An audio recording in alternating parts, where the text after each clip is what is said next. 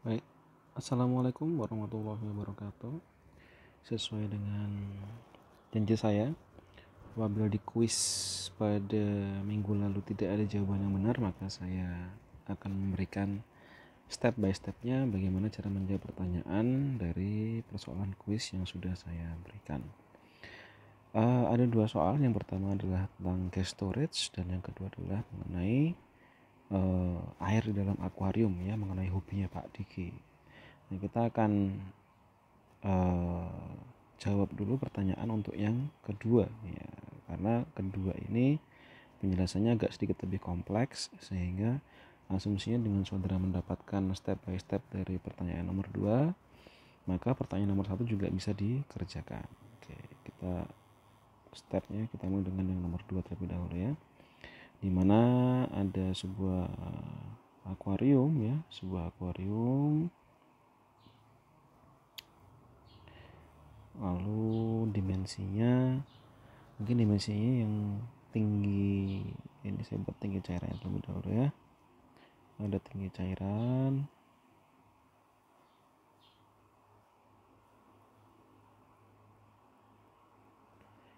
untuk tinggi cairan itu diketahui 40 cm, kemudian panjang lebarnya 2550. Ini kayaknya kebalik, ya, tapi nggak masalah, ini panjangnya yang 50. Soal itu panjangnya 25, lebarnya yang 50. Ini kebalik, 25 masing-masing dalam satuan cm. Lalu untuk jarak dari permukaan tangki, ya, jarak permukaan tangki sampai ke permukaan ini adalah 10 cm. Artinya tinggi total dari akuarium adalah 50 cm. Lalu kemudian diketahui untuk suhunya sendiri yaitu 20 derajat Celcius dan tekanannya atmosferis, ya, karena tangkinya adalah tangki terbuka, atmosferis. Pertanyaan pertama, saudara diminta untuk menghitung berapakah laju air dari uap, ya, karena dari kasusnya itu pada saat waktu yang berbeda Pak Diki mengetahui ternyata ada sekian sentimeter dari cairan di dalam akuarium itu yang hilang. Nah, ini hilang karena apa? Karena ternyata ada proses difusi. Difusinya dari mana? Difusi dari air ke udara, ya, dari udara ini. Air ke udara.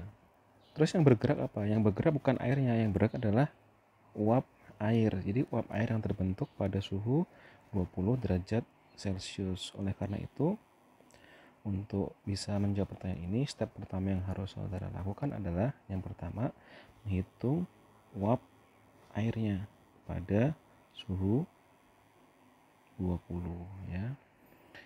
Uap air pada suhu 20. Untuk menghitung tekanan uap air, saudara bisa menggunakan persamaan Antoine, ya, persamaan Antoine, di mana ln P0H2O sama dengan A minus B per T plus C.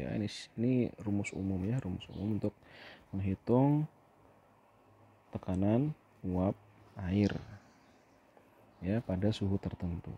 Suhunya sudah ada, saudara tinggal masukkan nilai ABC-nya. Ini dari literatur sangat banyak sekali, dari Yaws ada, dari buku Smith Vanes juga ada, dan buku yang lain. Saya rasa untuk variabel ini cukup lengkap, ya. Lalu kemudian kalau sudah dihitung, ini saya tidak perlu menyampaikan step-stepnya, jawabannya, ya, nilai yang didapat untuk tekanan uap airnya adalah 2333 Pascal. Ini nih satunya tergantung dengan rumus yang saudara gunakan. Rumusnya bisa menggunakan Pascal, bisa menggunakan bar, bisa menggunakan ATM. Nah, itu bisa diperhatikan jangan sampai salah. Lalu kemudian setelah sudah mendapatkan tekanan uap air, jadi tekanan uap air itu adalah tekanan dia semacam bisa menunjukkan tekanan parsial uap air itu tepat pada permukaan cairannya. Jadi di layer antara cairan dengan uap itu terbentuk uap dari airnya. Maka dari tekanan uap air ini saudara bisa menghitung berapa konsentrasi startnya. Jadi konsentrasi uap airnya. Konsentrasinya saudara bisa menghitung dengan menggunakan asumsi gas ideal. Ya. Kalau saudara menggunakan asumsi gas ideal, maka berlaku PV sama dengan N RT, sehingga N dibagi V-nya diketahui menjadi P dibagi dengan RT-nya. P-nya berapa? P-nya 2339 Pascal dibagi dengan R-nya 8,314 ya. Ini satuannya meter kubik. Pascal dibagi dengan mol Kelvin, lalu dikalikan dengan suhunya dalam Kelvin, yaitu 293,15, sehingga konsentrasinya diperoleh 0,96 mol per meter kubik. Ini kalau misalkan kita konversi menjadi gram ya dalam satuan massa konsentrasinya, maka C ini ya, nilai C adalah dari C star dikalikan dengan MR-nya. MR H2O ya 0,96 mol per meter kubik dikalikan 18 gram per mol. Ini bisa dicoret.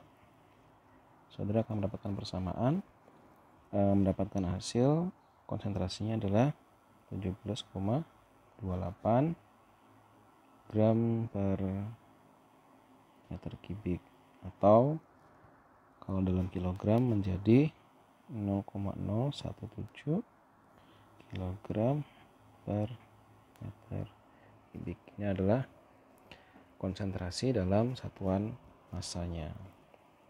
Lalu bagaimana cara menghitung laju dari uap airnya ya. Nah, ini saudara menggunakan hukum Fick, di mana persamaannya adalah Na sama dengan minus DAB dCA per dx ya, dCA per dx. Nah, sebelum kita bahas mengenai kita turunkan persamaannya, kita bahas dulu dCA dengan dx ini. Dx ini apa? Oh, dx itu jelas dia adalah jaraknya. Kalau ini adalah akuarium dalam bentuk 2 dimensi, ini adalah X1-nya, maka yang di permukaannya adalah X2-nya, karena uap air itu dia bergerak dari titik 1 ke titik 2, sehingga dari titik 0 ke titik 10 cm. Lalu CA-nya, nah, CA-nya yang di titik 1 kita sudah tahu konsentrasinya berapa. Konsentrasinya 0,017. Lalu berapakah konsentrasi di permukaan di bagian atas akuarium? Nah, ini karena dia tanknya terbuka, maka kemungkinan besar, sangat mungkin sekali apabila ketika di titik bagian atas akuarium ini konsentrasinya adalah 0 ya. Karena dia mungkin bisa terdistribusi secara alamiah ke alam ya, sehingga uap airnya itu sudah tidak ada lagi konsentrasinya, sehingga untuk CA1-nya adalah 0,17, sedangkan di CA2-nya adalah 0. Nah, ini kalau sudah tinggal dimasukkan, kalau diintegralkan tidak ada unsur apa-apa, bisa kita buat persamaannya menjadi minus DAB-nya adalah 24 kali 10 pangkat minus 6. DCA-nya adalah dari titik 2, berarti 0 dikurangi dengan 0,017.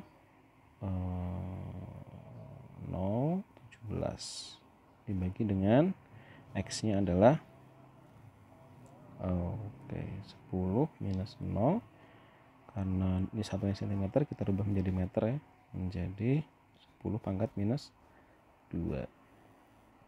Nah, ini kalau saudara hitung ya persamaannya akan mendapatkan nilai untuk NA nya adalah 4,08 kali 10 pangkat minus 6. Satuannya adalah kilogram per meter second. Ini adalah flux perpindahan massa ya, flux perpindahan massa. Lalu kalau untuk menghitung perpindahan laju alir dari massanya sendiri atau laju dari vapor flow rate-nya yang mau kita hitung, maka dia menjadi NA star ya sama dengan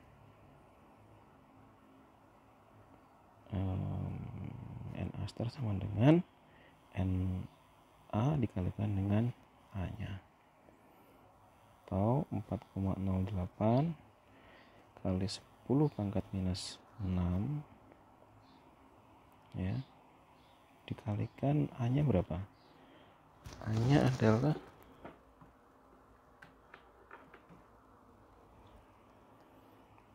25 dikalikan 50 dikalikan 10 pangkat minus 4 ya, betul ya.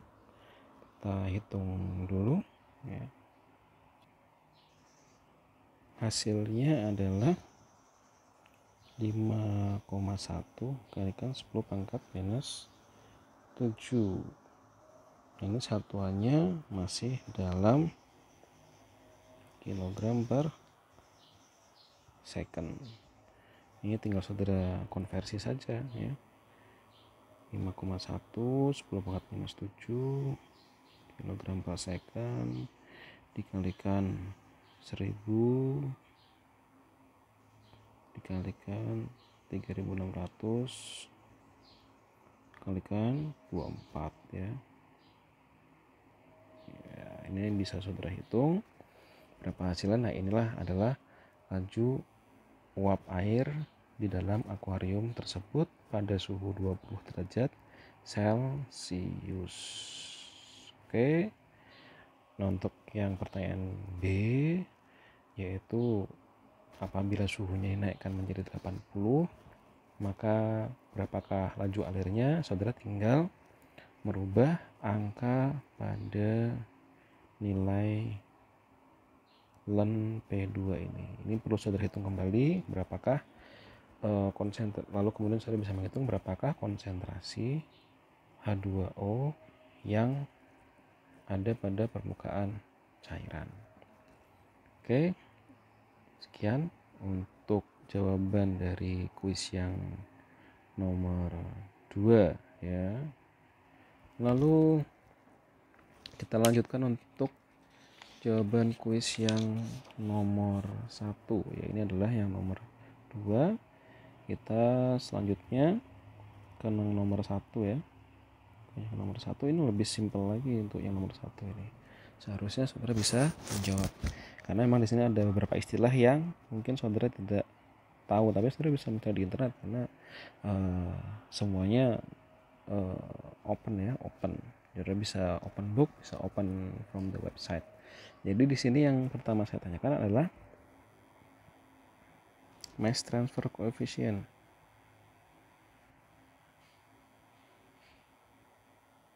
Nah, ini mass transfer coefficient memang tidak ada ya, tapi saudara bisa mencari apa itu mass transfer coefficient. Jadi ini beda dengan difusivitas. Kalau mass transfer coefficient itu lambangnya biasanya adalah K.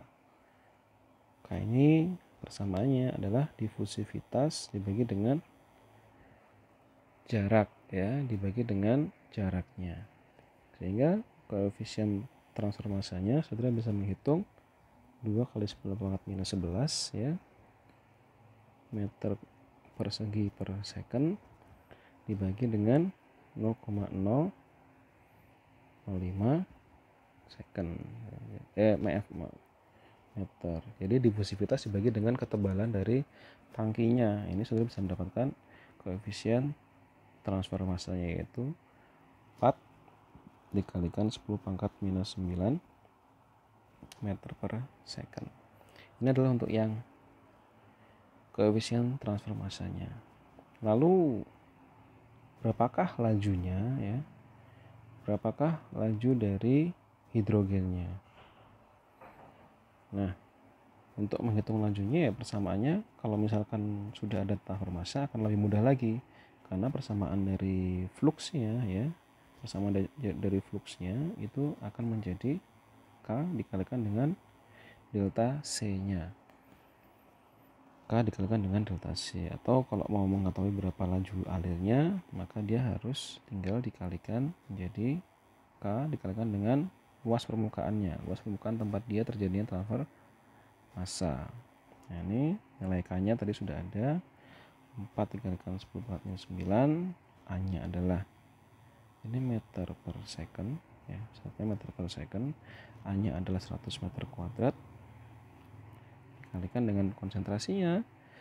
Asumsinya di permukaan tabung yang luar itu hidrogennya 0 ya, sehingga delta C-nya adalah 2,5 gram per meter kubik, sehingga untuk laju alirnya didapatkan 1 kali 10 pangkat minus 9 ya, 1 kali 10 pangkat minus 9 satuannya apa ini? Ini 2,5 kali 4 1 ya, 100. Oh ini 1. Kalau sudah 10 minus 9 ini sudah kilogram ya, kilogram per second. Nah, bentuknya sudah satunya kilogram per second. Nah, lalu kalau mau menghitung berapa massa yang hilang ya, atau berapakah waktu yang diperlukan ya, berapakah waktu yang diperlukan untuk 10 mol itu bisa hilang, ya cukup dihitung saja ya, cukup dihitung saja untuk berapakah masanya ya, masanya berapa, masanya adalah molnya dikalikan dengan mR tentunya ya, dimana N-nya adalah 10 mol, mR-nya adalah 2 gram per mol, sehingga menjadi 2 gram atau 2 kali 10 minus 3 kilogram gitu ya. Ini adalah untuk jumlah masanya. Jadi masanya sekian, laju alirnya sekian, saudara bisa menghitung berapakah waktu yang diperlukan. Nah, untuk menghitung waktunya tinggal dibagi, masanya dibagi dengan laju alirnya. Masanya adalah 2 kali 10 minus 3 kilogram, sedangkan laju alirnya adalah 10 pangkat minus 9 kilogram per second, atau hasilnya adalah 2 kali 10 pangkat minus 7 second. Nah, ini kalau dikonversi waktunya kurang lebih 231,4 hari. Lalu untuk menghitung pressure dropnya ya kalau misalnya ada asumsi sebagai gas ideal, maka P-nya adalah nRT dibagi dengan V-nya ya. 10 mol dikalikan 8,314 Joule per Kelvin mol dikalikan dengan suhunya 300 Kelvin dibagi dengan volumenya, sehingga nanti sudah akan dapatkan P-nya adalah ini coret ya, dengan ini coret 21 ya, hasilnya kira-kira 356 Pascal. Jadi ini coret ya, Kelvinnya coret, Joule per meter kubik, ini Joule itu adalah Pascal meter kubik, jadi meter kubik bisa dicoret, hasilnya adalah Pascal. Jadi ini jawaban untuk yang soal nomor 1. Semoga bisa membantu, saudara bisa ulangi lagi, dipelajari kembali. Apabila ada yang kurang bisa ditanyakan. Terima kasih. Assalamualaikum warahmatullahi wabarakatuh.